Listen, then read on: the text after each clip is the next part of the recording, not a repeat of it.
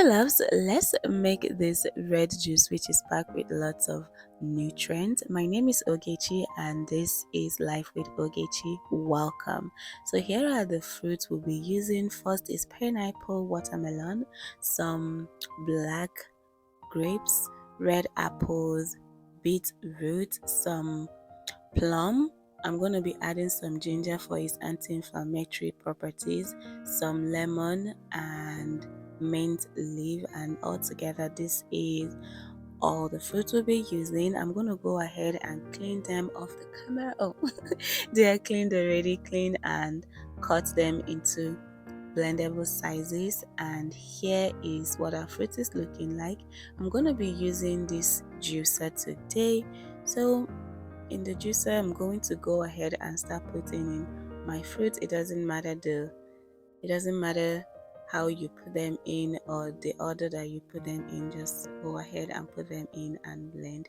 Now if you're someone that don't have a juicer, I already have a recipe on how I make my juice without a juicer, and which is on a summary. You were just gonna put all your fruits into your blender, your cleaned and sterilized blender, and then you blend it nicely well. Once you're done blending, you transfer it into a cheesecloth and then squeeze out all the liquid in there, and there you have your homemade juice without a juicer. Okay, now I'm going ahead and I'm adding all my fruits in there. So I ended up using 2 beetroots, some 3 apples, and about 4 plum.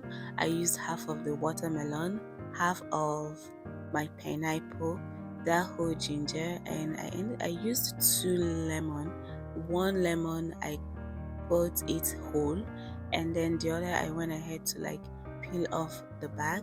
For my ginger, because it's a little bit dry, I decided to put it in there and use a little bit of watermelon to like help it to come out more. Okay, yeah, that's it for the ginger and the beetroot. I blended them that way because they tend to be very dry and not have much water in them. So here is how I'm blending, and this my juicer is not even the best. If you can notice, the at the shaft side there's still lots of juice going in there, but don't worry, we're gonna strain that out very soon. So my cup is filled now, and I'm going to go ahead and transfer that into a big bowl. And because I'm not putting my fruits together all in one, and I'm not sure the juice gets every part of the fruit, I'm just going to go ahead to blend them like that, pour them in the bowl, and be able to mix with my spoon just so that everything is evenly distributed. And this is what I have so far when I'm done blending the shaft.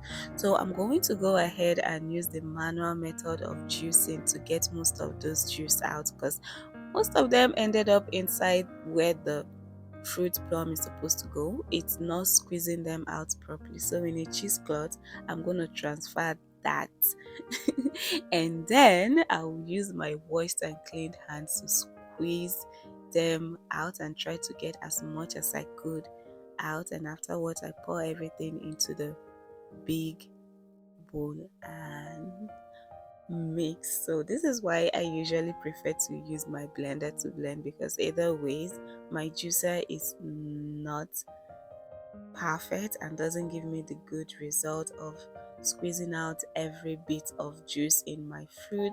I will still end up using cheesecloth to manually extract the juice. So why go through the stress of using a juicer and still,